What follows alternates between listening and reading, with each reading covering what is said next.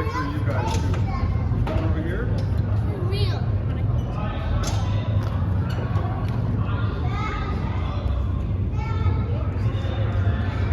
Mapping the moon. Really?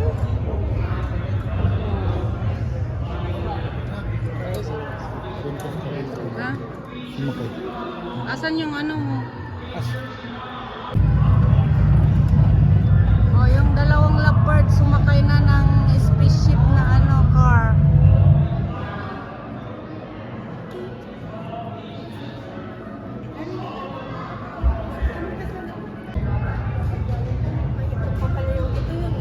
Ito yung ginamit nila. Oh, ginamit nung Canadian daw yung ano eh, yung nagpunta sa spaceship na astronaut. Personal spacecraft. Ito yung nilalagay nila sa ulo. Ang dami nating napuntahan ngayon. Ah, ito yung sapatos noon. Meron akong video nito kaya lang 30 minutes na ano yung pinanood namin kanina. Makikita niyo talaga na itong mga ginamit nila doon. Kaya lang masyadong malaki yung ano niya eh. Nasa 35 minutes. 30 to 35. Oh, ito pa. The first space suit. I-video ko basahin nila.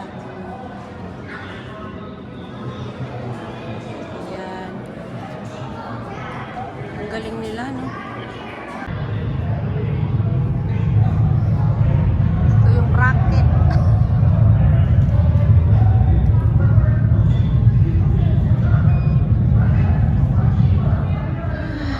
Ang dami nating makita dito sa loob.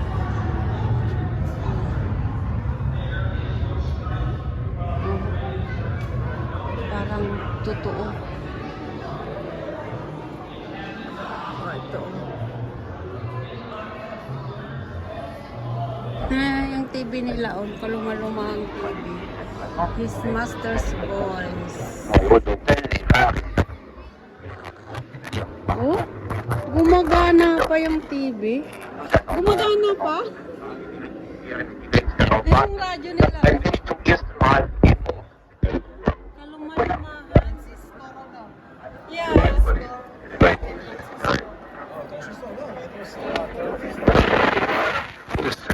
500 million people gathered in TV sets around the world waiting for the first president. Countless millions more people. Oh, you were looking for me. I was looking for you. Ito na. Yung mga starting line. Oh.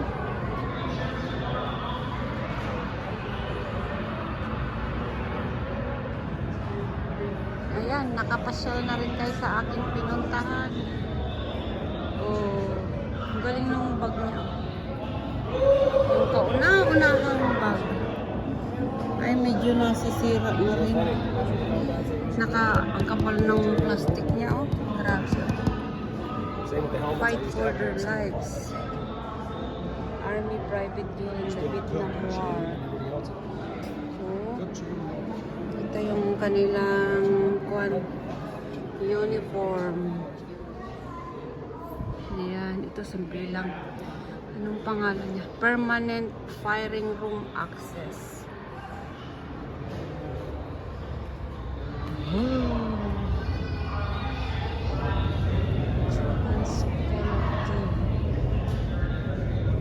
Man on the moon. You is called. Nakatago talaga siya, no? 5 per copy, 5 cents. Oh.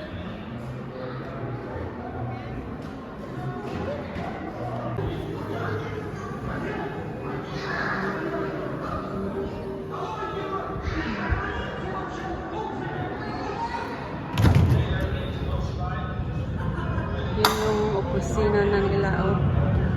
Ganun dati.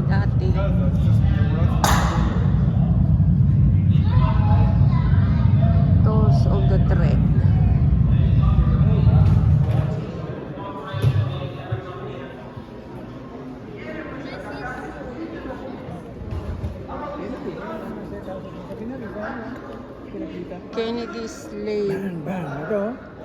Nasa ano siya, 100 yards na lang sa ilalim na siya ng tulay. Ng tunnel. Oh? Hindi siya nakarating bago makaabot dun, 3 bala ng pumutok pak. Ayan o. Sunod yan eh. Nahiga na siya. Ayun siya, nakalimay.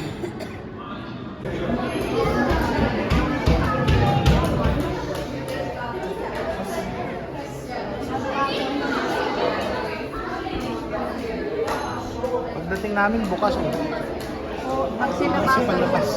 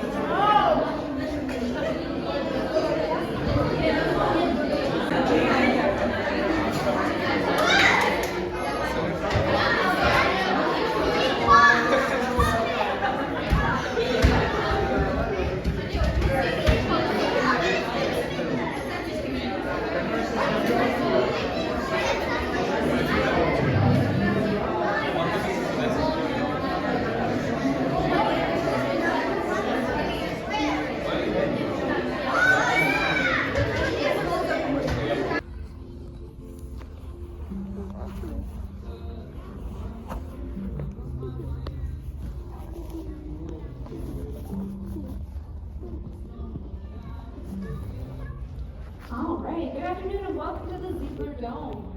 My name is Jamie. I'm the science presenter in here for today. The show you're about to watch is called Forward to the Moon. It's going to take a brief look back at the previous Apollo missions getting man on the moon, but most of the focus is going to be on the future missions NASA currently has in the plans to get people back on the moon. The first launch of which might even be within the next few weeks if it doesn't get delayed. We'll see. Don't hold your breath. NASA always seems to have a delay for some reason or another. But it's going to focus on that. You'll see how we're planning people back to the moon, what the future on the moon might look like. Just a couple things to note before the show gets started. It can get pretty dark here in the theater while the show is playing, so please try and stay in your seats as much as you can. If you do need to leave for any reason, that is a-okay. We have a couple exits you can use.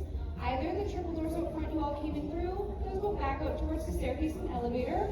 There is also an exit to my right over here. This set of double doors goes up to the hallway that wraps down and around towards the nature exchange and space galleries, as well as the nearest washrooms are along that hallway as well. Just know if you do leave early for any reason, you will not be able to return while the show is playing. We do also have no food or drink policy here in the dome, so if you have any snacks or beverages with you, I will just ask that you keep them stowed away and enjoy them after you leave this space. And last but not least, please try and keep your phones on silent and avoid any flash photography or recording while the show is on. Alright, with all that being said, your seats do recline back right away, so get nice and comfortable, and I will get this show started.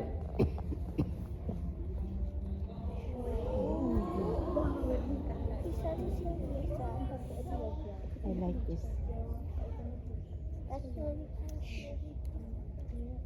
Probably one of the most significant things we can think about when we think about Apollo is that it has opened Voice of Jack Smith during his mission to the moon, the door 1970. to the future. The door is now cracked, but the promise of that future lies in the young people, not just in America, but the young people all over the world, learning to live and learning to work together. The Valley of Taos Retro on the moon, which I was privileged to visit in 1972. Astronaut It's Jack. one of the most magnificent valleys in the solar system. The role of bright craters and dark hills Ala, finally intersects para the tayong bright umiikot. surface of the massifs that form the mountain walls. The North Massif is at least Umiikot tayo? 6,000 feet high above the valley floor, but the South Massif rises to over 7,000 feet. Tulog And sa they are lang. silhouetted, in a sense, against a blacker than black sky. And within that black sky, hanging over the South Massif, is this beautiful planet Earth we call home.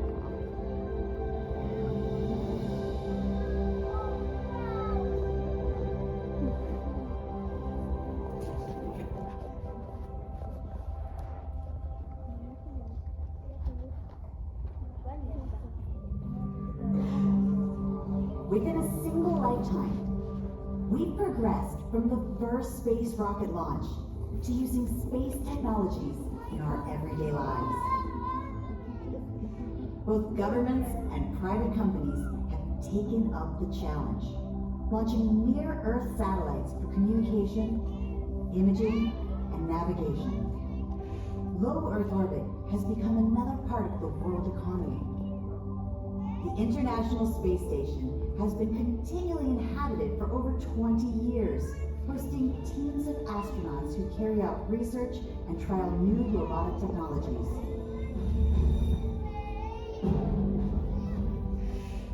Now, we are ready to start a new chapter in the history of human endeavor. To take our first steps towards a permanent off-world presence. Forward to the moon.